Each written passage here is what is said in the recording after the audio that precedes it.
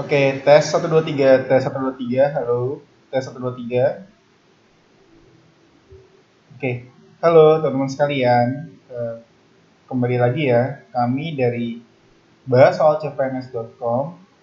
Saya Andrian. Nah, kita sama-sama pengen lagi nih belajar ya tentang soal TWK ya, tes wawasan kebangsaan. Oke, kita mulai aja ya. Oke, jadi baca dulu soalnya ya. Pasal 1 UUD 45 sebelum diamandemen hanya memiliki A. Satu pasal dan satu ayat, B. Satu pasal dan dua ayat, C. Satu pasal dan tiga ayat, D. Dua pasal dan satu ayat, E. Dua pasal dan dua ayat. Nah, ini udah ada jawabannya ya. Ini jawabannya kalau kita lihat itu satu pasal dan dua ayat ya. Jadi ini ingat ya, ini sebelum diamandemen. Sebelum diamandemen, pasal 1 UUD 45 itu terdiri dari satu pasal dan dua ayat. Nah, nanti kita lihat nih, ya, isinya apa aja sih gitu ya. Nah, memang kalau mau ujian PNS itu ya, ya banyak orang-orang yang menghafalkan tentang UUD 45 ya. Kan ada pasal 1 sampai pasal 36 ya. 36 atau 37 ya, sekitar 37 masalahnya. Ada peraturan peralihan, aturan peralihan. Nah, pasal 1 tuh kalau nggak salah yang paling ngotot ngomongin tentang kayak bentuk negara ya, bentuk negara gitu ya. Ini negaranya bentuknya apa sih gitu ya. Nah, coba kita lihat ya pembahasannya ya. Oke. Oke. Oke. Jadi bunyi pasal 1 UUD 45 sebelum dan sesudah amandemen. Kita lihat ya bedanya apa ya. Oke. Jadi kan sebelumnya kan satu pasal isinya dua ayat. Oke. Pasal 1 UUD 45 sebelum amandemen ya itu ada ya ayat-ayatnya adalah negara Indonesia ialah negara kesatuan yang berbentuk republik. Nah, di sini jelas ya. Jadi kita bukan kayak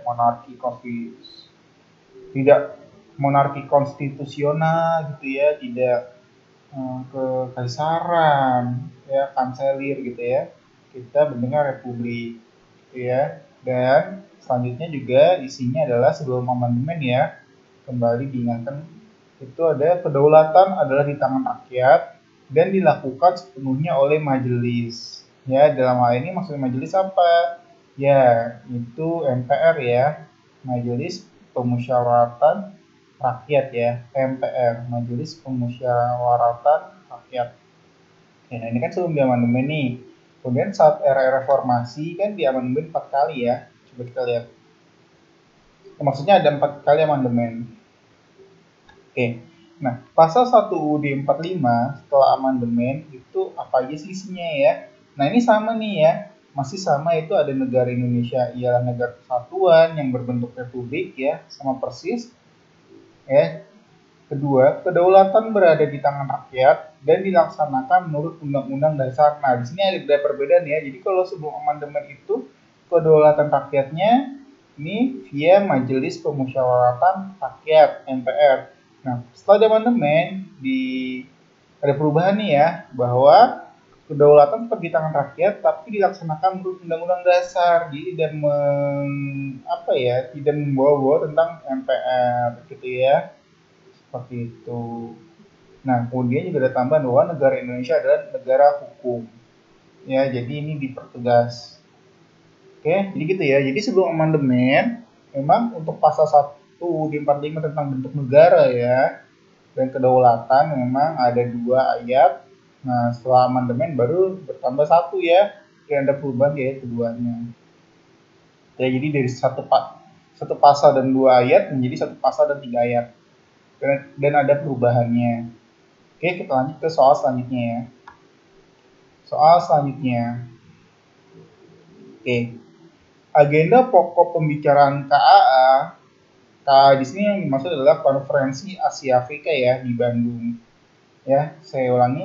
Agenda pokok pembicaraan KAA diantaranya kecuali, nah ini kecuali ya, berarti harap ingat baik-baik nih kecuali apa nih ya. A. Kerjasama ekonomi. B. Kerjasama penentuan wilayah. C. Kerjasama budaya. D. Masalah perdamaian dunia. Masalah kolonialisme dan imperialisme ya.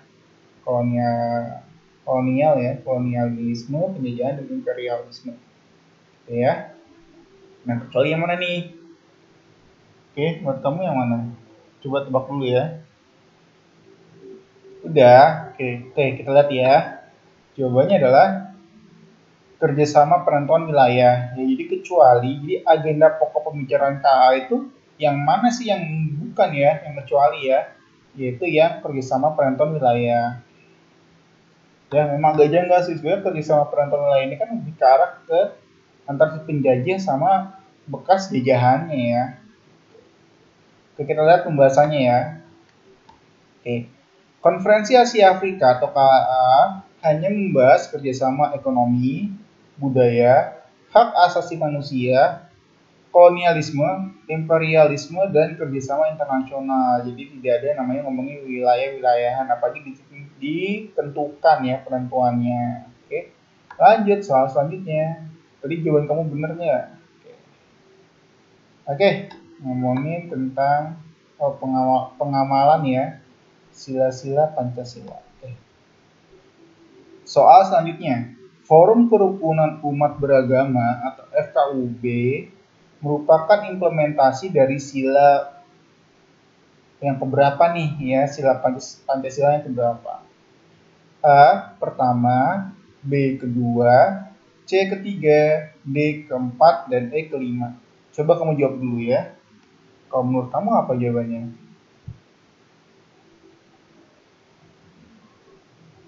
Oke, udah. Oke, kita jawabannya apa ya?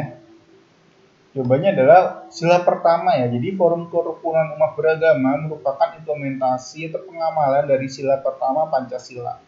Oke, kita lihat pembahasannya, oke. Panjang ya, dikit-dikit deh ya, oke.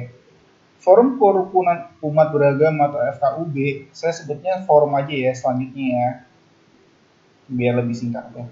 Forum yang diatur dalam Peraturan Bersama Menteri Agama dan Menteri Dalam Negeri ya, Menak dan Mendagri, nomor 9 tahun 2006 dan nomor 8 tahun 2006 adalah forum yang dibentuk oleh masyarakat dan difasilitasi oleh pemerintah dalam rangka membangun, memelihara, dan memberdayakan umat beragama untuk kerukunan dan kesejahteraan. Nah, kata kunci di sini ya. Jadi si forum itu untuk ya intinya positif ya bagi umat beragama, kerukunan dan kesejahteraan. Oke, sorry ini ya. Nah, di sini jadi karena ngomongin tentang antar umat beragama ya, jadi pengamalan sila pertama. Oke, lanjut ya. Ada yang pada tahu kan sila pertama Pancasila itu apa? Coba kamu sebutin apa tuh sila pertama, oke? Ya, sila pertama ini ya dari Pancasila itu adalah ketuhanan yang Maha Esa. Lambangnya apa? Apa pohon beringin, bintang, padi dan kapas, rantai, atau kepala banteng? Ya, silakan ya. Nanti kita bahas di materi selanjutnya. Bintang ya jawabannya. Oke, lanjut. Nah, ngomongin tentang pahlawan pergerakan nasional Indonesia. Oke, kita baca dulu ya soalnya ya.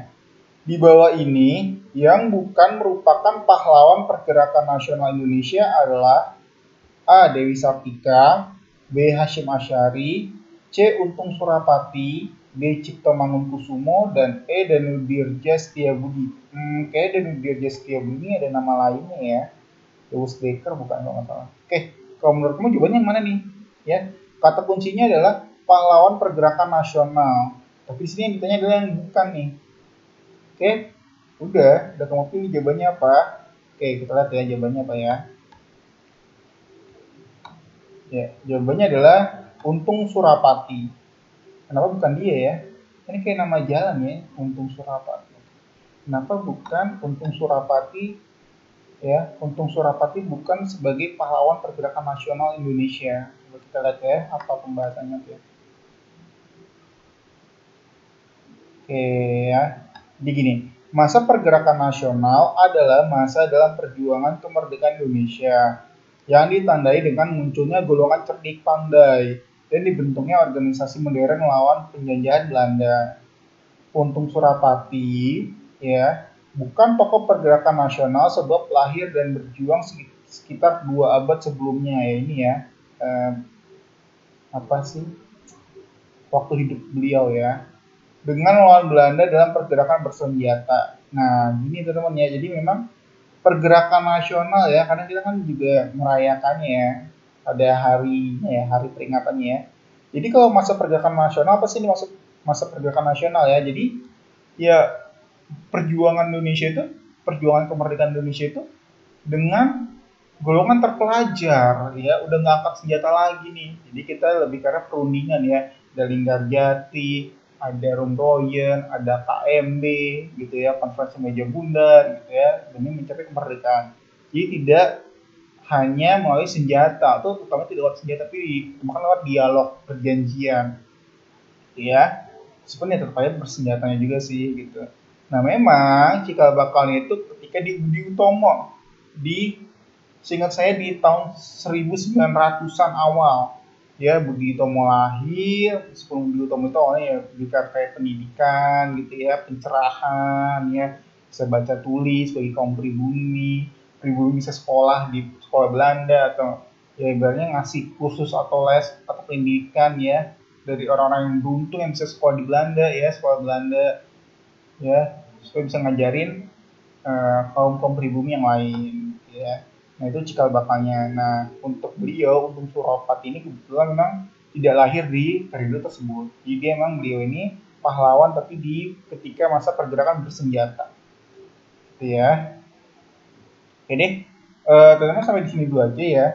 Kita kan prinsip kita adalah di sini adalah bahasa CPNS.com adalah belajar itu dikit-dikit yang penting konsisten. Terutama ini ngomongin TWK ya, harus sering baca nih. Oke teman-teman, sekian seperti biasa ya, kami di bahasawalcpns.com ya, mendoakan teman-teman sekalian ya, semoga tahun ini teman-teman lah ya, yang lolos, yang lulus jadi aparatur sipil negara. Amin.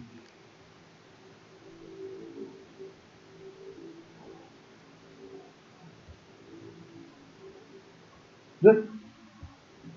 Iya, iya.